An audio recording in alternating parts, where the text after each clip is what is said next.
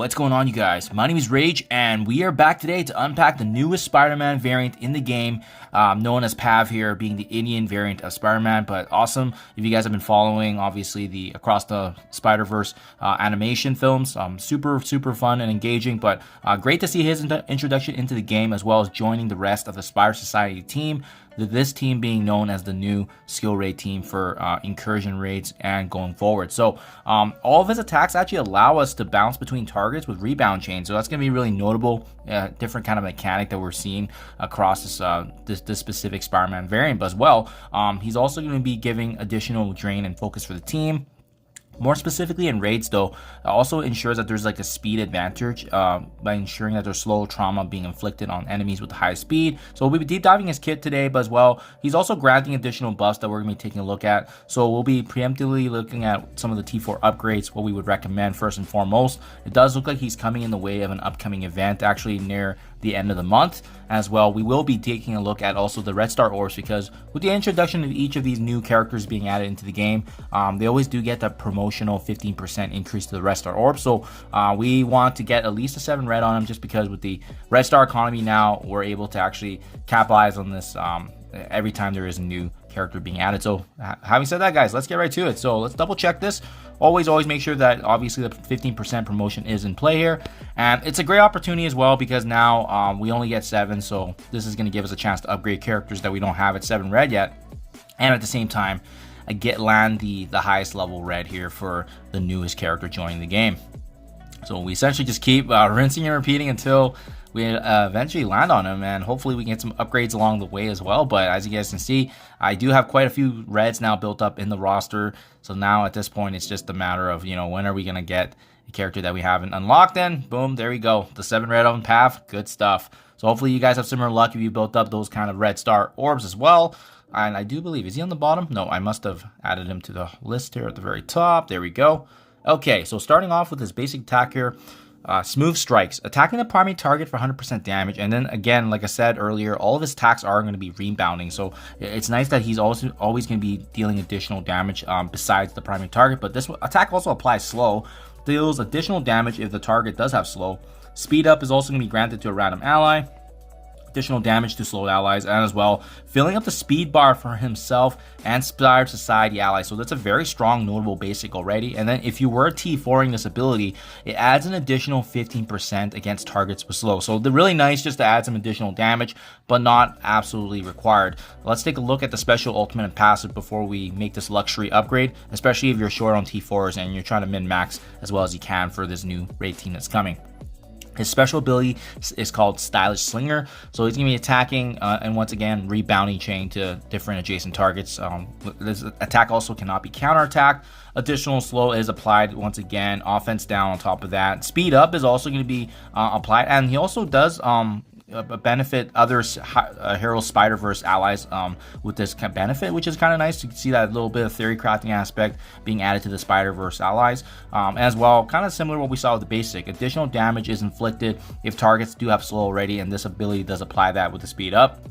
And then finally with the T4 here, he also clears positive effects on secondary targets, possibly giving us a hint here that he could be very well an ISO-8 skirmisher. I don't know if this is worth it just yet, to be honest, because it's only one positive effect. So let's take a look at the ultimate and passive before we make the upgrade. But for the time being, level 6 is still pretty good, because it does give you additional damage here against targets with slow. Mumbatten Slam is the ultimate ability, attacking primary adjacent targets for percentage damage, and once again rebounding. For every enemy with slow, he's also going to be burying himself and the Hero Spider-Verse ally. So this is what's going to be nice about this ultimate, is that it's a supportive ability as well. Once again, slow getting applied. Defense down is really good. Speed up being applied to him and across the board for hero allies. So it's a broader kind of tag here, dealing additional damage against targets with slow. Once again, rebounding 6 adjacent targets, and then finally with the T4 here, he's gonna be clearing slow from himself and all allies as a result of that. So it's almost kind of like an inherent cleanse, but again, 50% damage against targets with slow. This is by far the most powerful ability out of the bunch. So for that reason, this ultimate does make the most sense, just to capitalize on the additional offensive damage and making sure that he's actually hitting all these enemies pretty hard. And then finally, passive ability, Laid Back Menace. So on spawn, he's gaining speed up. On turn end, every enemy with slow he's also going to be gaining additional speed up to a maximum of 5 times. For each speed up, he's going to be gaining a drain and focus. Critical hit chance is going to increase with critical damage and 100% focus. On top of that, he's also applying vulnerability to all enemies here. So what I do like is the fact that on spawn, this gets actually applied. So you could actually very well take advantage of this vulnerability that's getting naturally applied. However, you know, that gives them some more opportunities here to actually mesh with different ISO-8s, which is very, very cool. Crit chance, 10% damage, additional focus getting granted on that. So they're all going to be getting these additional buffs. On spawn in raids though, there's actually going to be a natural application of slow for 3 turns and trauma to the enemy with the high speed. And in raids, he's going to getting an additional uptick in crit chance, crit damage, and focus. Finally, if you were going to T4 this ability, if this character does have speed up, which in this case seems like many of the abilities do allow for that, enemies cannot gain speed up, and they're also getting, you know, slowed down, which is a really great mechanic to be had here, just because he's going to be creating that turn difference. Spire Society also gaining crit chance, crit damage, and additional focus specifically in raids, and it only applies to the Spire Society team. So for that reason, this passive really only makes sense if you guys are bringing this character up for raids. Otherwise, you're not going to be getting much value there. But yeah, across the board, guys, I mean, there's a couple of ISO-8s that really speak to me that I think is going to be work really well with this character. First and foremost, obviously, with him having the natural application of vulnerables to all enemies on spawn, he could very well be an ISO-8 striker. That way you can take advantage of it. But because most of his actual damage scales with the crit chance and crit damage, I personally likely will slot him in as a raider character that's going to be applying slow and trauma across the board. And then for the time being, I think his ultimate and his passive do make the most sense for the upgrades. As for his basic and special, these are the ones that I'm probably going to be waiting on, just because, yes, you do get additional damage here on the special, but clearing the 1 positive effect on the secondary targets is not that big of a deal. If you're needing damage, the special may make sense, but it would be more of a luxury. Same with the basic. And what I do like is the fact that if you do switch up and you change him into ISO-8 striker, he's going to be also dealing additional damage against those enemies with slow if you T4 this basic. But either way, he's going to be providing a lot of damage and output.